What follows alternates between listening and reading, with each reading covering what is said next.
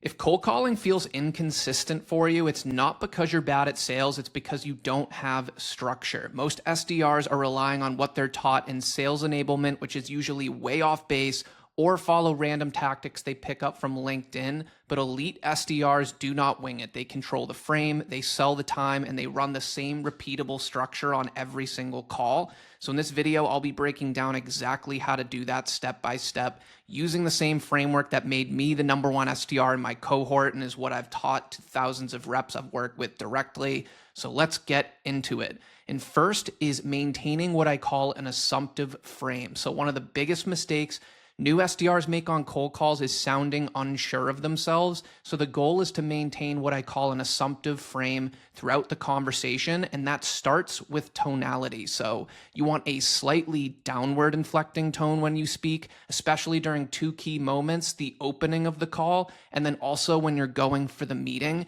And that communicates confidence and makes the path of least resistance for the prospect to agree with you. I'm going to be showing you examples of this in a second.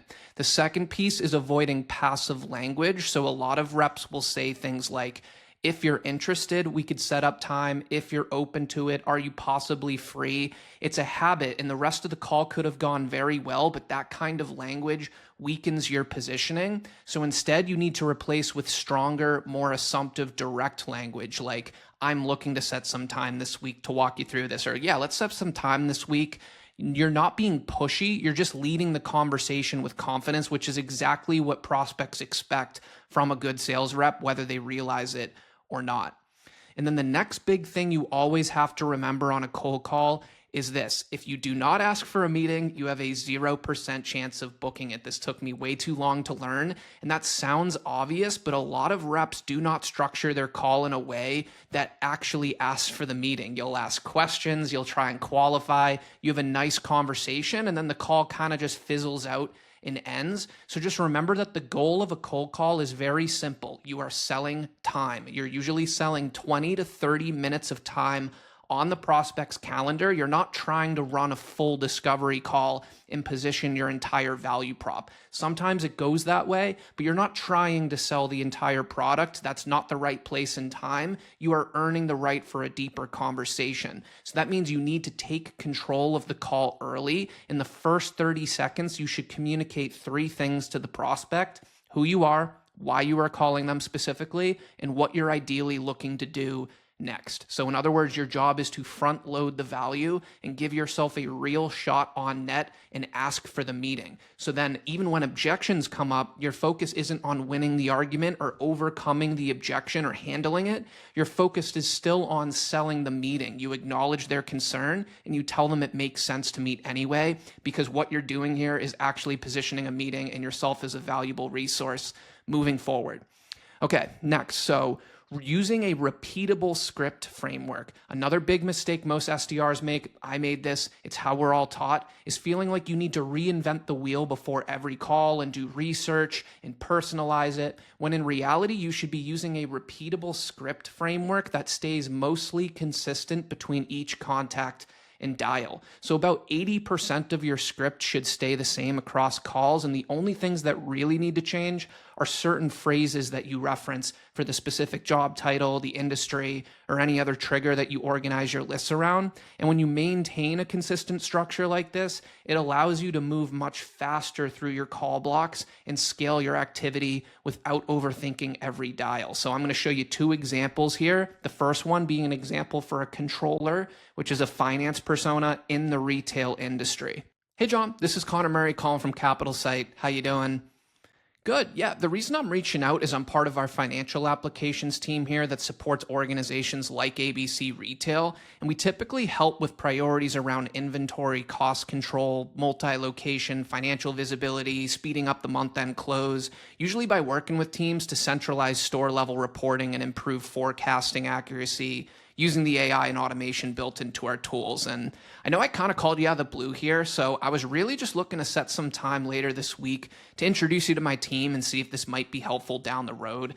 How does your calendar look on Monday mornings or Tuesday afternoons? Something like that. The point is, and I'm going to show you way more examples here in a second, I could deliver that same script to 100 controllers that work in retail without having to look at LinkedIn or their company website, anything like that. and be confident it's a strong way to open the call without doing that research. So controllers are more focused on the accounting side. Now let's look at a VP of FP&A, financial planning and analysis, which is another common finance title. They're just more focused on the planning and capital allocation side of things. So you can see the script with this one remains largely the same. And I just replaced certain phrases like inventory cost control in the first one with clinical trial planning, budget forecasting, and I made it more specific to the life science industry.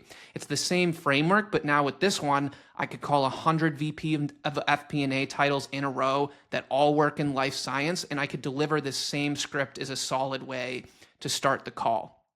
So now, another concept that will dramatically improve your cold calling efficiency, and it's how you get to that point I was just showing you, is something I call coiling the spring. And the idea here is simple. You want to front load all the prep work so that when it's actually time to make calls, you're not stopping between every dial to figure out who to call, what to say, or how to position it. And the way you do this is by identifying your top ICPs and your buying triggers, the patterns that come up the most. It could be the departments you call the most, the job titles, the industries, geography, depending on what you sell, or some combination. And then from there, you create targeted lists built around those triggers. So lists of people that all share the same job title, that all work in the same industry, or some combination. And then once those lists are built, you create the scripts and messaging frameworks tailored to each of those segments, like controllers in retail or FP&A in life science.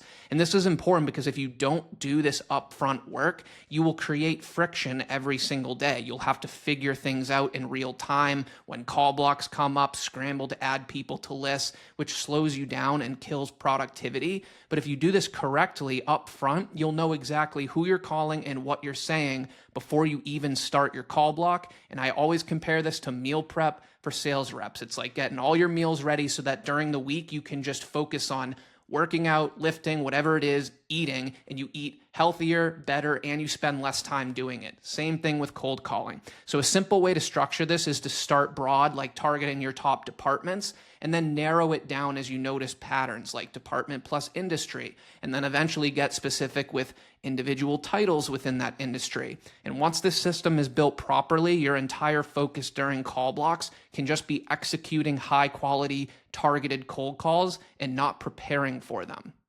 So this slide shows what it actually looks like in practice. So this on the left here is how a lot of reps end up working. It's how I did it for way too long.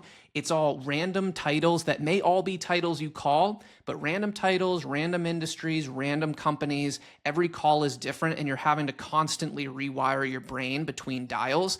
The list on the right is what a coiled list looks like. They all have the same title, the same industry, similar priorities and problems. And even though they work at different companies, now you can deliver one script, stay in the same frame of mind, and have your talk tracks and objection handling ready. And that's how you move faster while actually increasing call quality. So now let's get into another value statement example that you can use on cold calls. You'll notice I start with what I call an assumptive formality. The goal with that is to eliminate variance at the beginning of the call and keep the structure consistent every time. And then from there, the script quickly answers 3 questions. The prospect is naturally wondering, who am I, why am I calling, and what do I want from them? So, hey Jim, this is Connor Murray calling from Capital Site. How you doing? Good. Yeah, I'm just reaching out because I'm part of the financial applications team here that works with retail orgs. So anything related to automated forecasting, same-store sales planning, speeding up month-end close, things like that.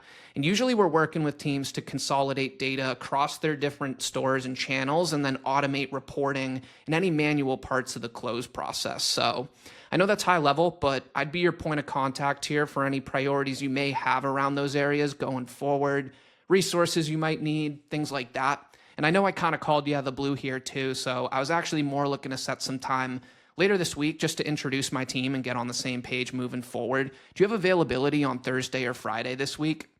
So it's that who, why, what structure, assumptive, and I answer those 3 questions. I eliminate variance. There's lots of ways to adapt this, which is what I want to get into here next. So here's an adaptation for some of you that may want to do a bit more discovery before going straight into the meeting. That last variation I think is good for new SDRs learning to cold call. For those of you that are a little more comfortable going back and forth, this is where you finish with what I call a current state question. So, hey Jim, this is Connor Murray calling from XYZ company. How you doing? Good. Yeah, I'm just reaching out. I'm part of the workforce applications team here that works on priorities mainly around talent planning and workforce scheduling, usually by working with HR teams to centralize workforce data and then use AI to produce insights and help improve staffing efficiency. So I know that's high level, but I'd be your point of contact here for any priorities you may have in these areas going forward. And I just wanted to reach out and introduce myself.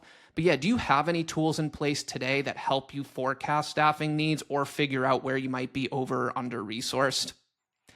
So it's the same framework, but instead of going straight for the meeting, I open up the conversation and it allows you to save that bullet in the chamber. I still start off the call with a very strong frame and eliminate variance, and I answer who I am, why I'm reaching out to them to give them the context. But then instead of going straight for the meeting, I open it up to them first, and you can have a little bit of back and forth, but I still recommend sooner rather than later positioning the meeting and letting them know your goal here isn't to run a 10-minute, 15-minute call, that this is something you can do later this week because you know both of them are probably busy.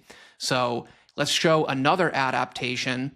This is where you finish with what I call a validation check. It's kind of the same idea where you don't go straight for the meeting. You have a little bit more opportunity to qualify and actually talk to them first and build a little more trust and rapport before going straight for the meeting. So, hey Jim, this is Connor Murray calling from XYZ company. How you doing?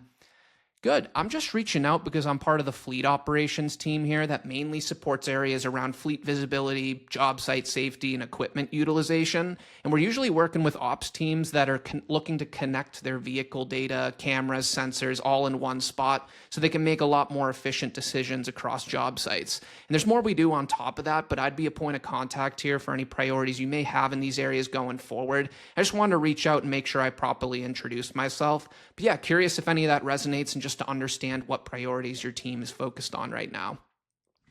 So same thing, but instead of asking a question, I kind of just throw it over to them to see what resonates, understand what they're focused on, and see what, if any, of what I just said is relevant for them. The point of me showing you this is I want to show you how adaptable this framework is. I just did it for 3 totally different types of products and types of personas and industries, but you can keep the same framework. You can either go for the straight for the meeting, ask the question, or turn it over to them for their feedback, but all of them allow you to eliminate variance and get off to a very strong start and strong frame to the call. So this is how I like to visualize the entire framework. We start with that assumptive formality so we can take control of the call and deliver our value statement clearly. And then once that value statement is delivered, there are really only 3 possible outcomes. You either get a quick yes and book the meeting, you get a hard no like someone hanging up, or you get some sort of objection or clarifying question. But the key is that now everything is inside your funnel and you're controlling the direction of the conversation.